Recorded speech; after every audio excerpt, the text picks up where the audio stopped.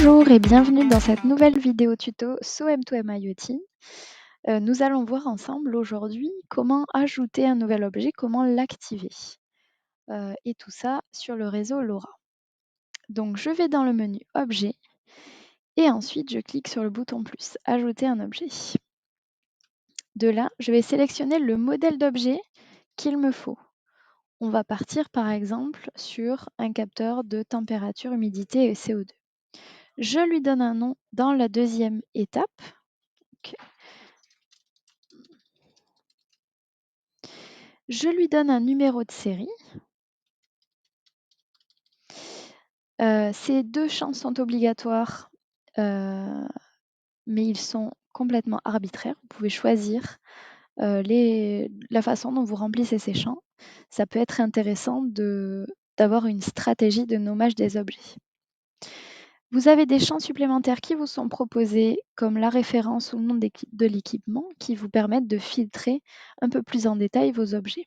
Vous pouvez également sélectionner un cycle de vie de l'objet et déclarer si l'objet est en stock, en service ou en livraison.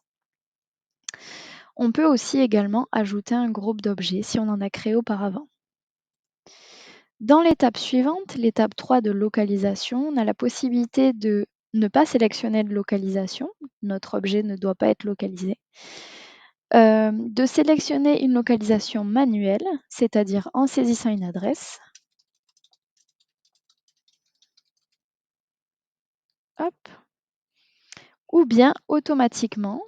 Et donc là, on peut faire appel soit au réseau, soit le capteur est lui-même un capteur, a lui-même un capteur GPS ou de localisation. Et à ce moment-là, on a la possibilité de l'afficher. L'étape suivante est l'étape de connectivité et va beaucoup compter pour la partie LoRa. On va avoir la possibilité de définir ce qu'on appelle un DEV-UI, qui est l'identifiant unique de l'objet, la classe de l'objet. En principe, la plupart des objets LoRa sont en classe A, mais il peut arriver que certains objets soient en classe C. Cette classe permet de déterminer à quel moment l'objet se réveille pour envoyer des trames, donc des uplinks, mais aussi à quel moment il va recevoir des downlinks, ce qu'on appelle des commandes. On a ensuite l'API et l'APP-Key, qui sont les clés de sécurité de l'objet. Je continue. Et là, je vais avoir les différents réseaux en fonction des réseaux activés sur mon compte.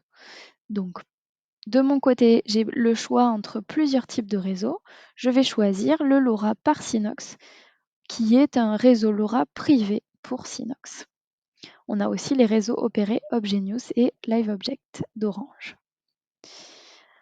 On peut également utiliser d'autres réseaux privés, comme le réseau proposé par Carlink. Ensuite, on a le choix de router les données de cet objet vers une plateforme de visualisation.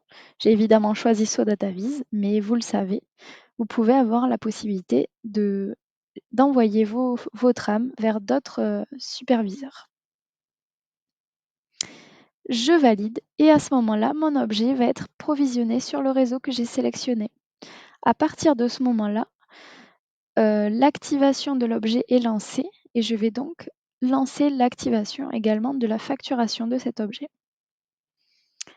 Je vous remercie de m'avoir suivi et j'espère avoir été utile pour l'activation de vos nouveaux objets.